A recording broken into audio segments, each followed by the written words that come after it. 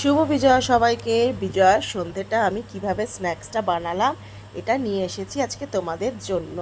এটা হলো chicken fry, তার সাথে একটা গার্লিক সস আর স্যালাড। তো প্রথমে আমি নিয়ে নিচ্ছি তোমার কিছু ইনগ্রিডিয়েন্টস, যেটা আমি বোনলেস চিকেনের সাথে ম্যারিনেট করে 4 ঘন্টার জন্য ফ্রিজে রেখে দেবো। তারপরে আমি আসবো আবার ব্যাক টু দ্য রেসিপি। দেখেছো যা যা অ্যাড করলাম, তার সাথে ভিনেগার অ্যাড করে দিয়েছি। এবার ম্যারিনেট করে ভালো করে একটু ফ্রিজে রেখে দেবো। 4 ঘন্টা ডান। 4 ঘন্টা পর ফিরে এসেছি, দেখেছো কেমন একটু জলটা বেরিয়ে গেছে। এইবার আমি এর সাথে অ্যাড করবো একটু বেসন আর কর্নফ্লাওয়ার পাউডার আর একটা এগ। আর এই তেলটাই আমি ভেজে নেবো। এই তেলটা এত সুন্দর, একদম তেল টানে না। আর এই যে এরকম করে আমি আর একবার ডিপ ফ্রাই করবো।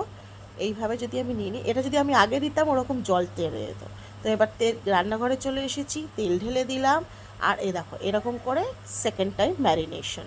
তো এইবার আমি এটা গরম যতক্ষণ না হচ্ছে আমি দেখিয়ে দিলাম।